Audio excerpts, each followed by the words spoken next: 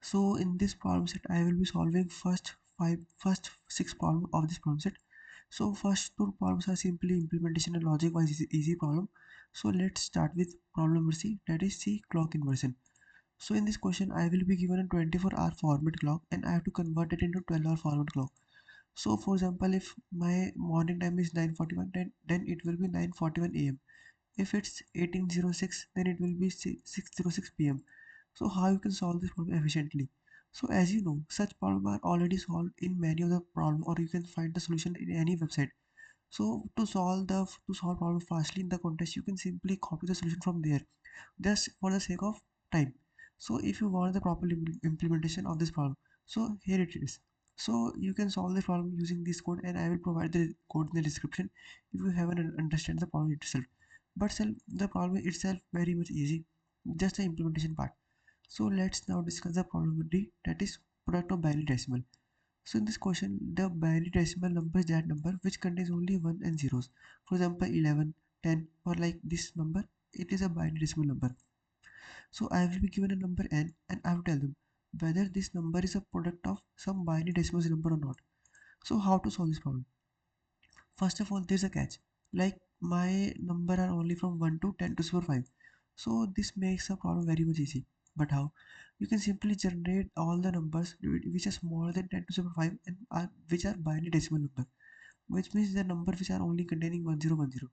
And at the end, what you will do? You will simply try to divide each and every number. For example, if I show here, like for example, first of all, calculate all the binary decimal number from 1 to 10 to the power 5. Okay. Now for example, there will be some, let's suppose there will be some 5 numbers. Let's suppose there are some x numbers which are there and binary decimals and which are between 1 and 10 to the power 5. Now if you are getting a number like n, then try to divide n by largest number. Okay, if it is dividing, then reduce it to some another number, then divide it from the another number. If it is dividing, then more reduce it. So if at the final end, if you are getting a number like 1, which means which is divisible by some of the numbers of the which are all binary decimal numbers, and you are reducing a number till 1, then the answer is yes, else answer is no. If I show the code is also very much easy. First of all, what I'm doing, I'm simply calculating all the binary decimal numbers which are between 1 and 10 to the power 5. Okay, great. Now what I'm doing next, I'm simply finding whether I'm simply iterating till my n is greater than 0, and if my n is divisible by any of the number from the largest to smallest between any of the binary decimal number which is smaller than my 10 to the power 5, then reduce my n to that number. Okay, and continue the next number. Okay, great. And repeat this number until your n is reduced to 0. Okay, if your n is becoming 0, then answer is yes. If your n is not becoming to 0 or greater than 1, for example, after reducing all this number, let your n be equal to 2. Then can it will be a binary decimal number because 2 is only divisible by 2. Okay, and but my 2 is not a binary decimal number. So in that case, my answer is no. So that's how you can solve this problem. If you're getting a number which is greater than or equal to 1, then simply print no, else print yes.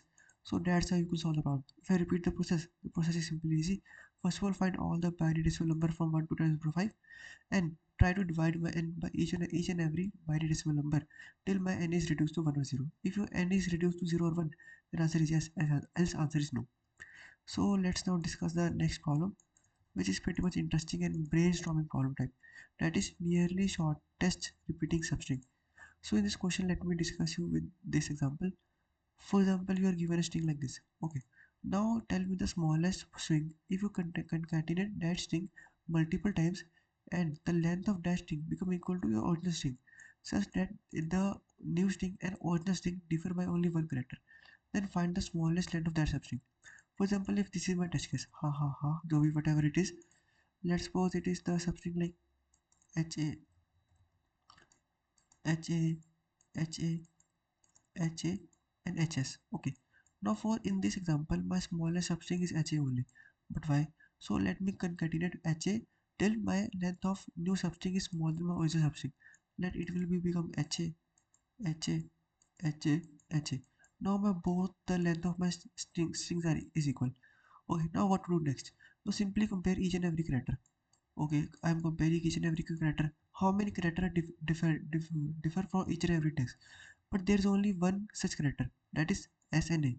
So there's only one such index which is different. Else my all the characters are equal. So you can say that you have to construct a new string. You have to select a smaller substring. You have to select a smaller substring from your original string, then concatenate that substring till your length is equal to your original string. Now there's a condition, like after concatenating your smaller substring and making a new string, then that should be defined by only one character, at most one character. If it is equal to a only, then it is also fine, but if it is s, then it is also fine, because I have a leverage of one character which can be different. So you have to tell the what is the length of their smallest substring, which can achieve substring which is only differing by one character, at most differing by one character from your original string. So how you can find it, the length? So there is a catch. For example, let's suppose there is, what is the length of this substring? That is 1 2 3 4 5 6 7 8. Okay, the length of this string is initially 8. Okay, now what is the factor of 8? Because let's suppose I'm taking a length 5. So can you concatenate multiple strings of 5 length and make a string of length 8? It is never possible. Let's suppose that I am taking it 3. So can I concatenate multiple strings of size 3 and make a new string of size equal to 8? Is that possible? No, that is also not possible. So it is also neglecting. So there are only some numbers which can produce a length of 8 at the final by concatenating it multiple times. That is 1 here, 2 and 4, and this only. These are only three possible length of substrings which can concatenate and make a string that is make a final string that has a length equal to 8 only, because it is a multiple of 8. So but you have to do, you have to simply brute force for each and every length. For example, first of all try to construct for 1, that is a, then concatenate h then concatenate h 8 times and find the number of different characters. If it is smaller than or equal to 1, then answer is yes, else no. Then for 2, what is for 2? That is equal to HA. Then concatenate HA 4 times and make it equal to 8. Then find the number of characters which are different in HA 8 times and original string. If it is smaller than or equal to 1, then your answer is yes, else answer is no. Then similarly for 4, but you have to print the smallest substring. So for the smallest substring, try to diverge from smallest to bigger and find the answer. So that's how you can solve the problem. Let me show the code. The code is also easy. First of all, find all the divisible of find first of all find all the divisible of your number. But why should this approach work? What is the time complexity? So time complexity is simple. Let my n is 1 10 to the power 5. Okay. Now to find all the divisible of n, that is equal to square root of n, and the complexity is square root of n into n.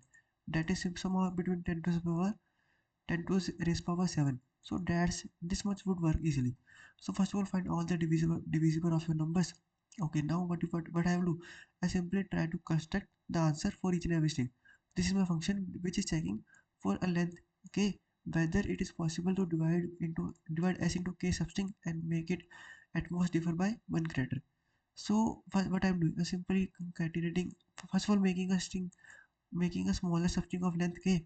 Okay, then making a bigger substring which is only containing substring str. Okay, great. Now finding now finding number of characters which are different. If it is more than one, then find, then simply return one. If it is not, then try to construct from reverse. But why reverse? So for example, let me take this test case. Let's suppose you are firstly constructing a string from starting. Okay, and this is equal to a, this is equal to s, and this is equal to a. If you are constructing a string from starting, then what you will encounter? You will encounter the HS. But if you're concatenating HS multiple times, then you will find that multiple characters are there which are not different, which are different. So you will simply print no, but that is not the case. You have to consider also case from the reverse also. HA. If you now construct HA, then you will get a string that is only different by one character, that is different by only one character. So here we can find the answer. So what is this is what I am doing here. First of all, finding a new substring of length k from starting, then finding a new substring of length k from the end. So now same condition for that. If the number of different characters are greater than 2, then simply print no, else print yes. and this is a loop for that, for checking each and every divisor. If answer is yes, then print yes, as print no. So that's how you can solve the problem number E also. So for problem number F, I will try to make solution later, because I haven't understand this problem much, solution much, because this is also the tutorial of this problem is also added, so till you can refer this till now, and I will try to explain the solution in 1 or 2 days later.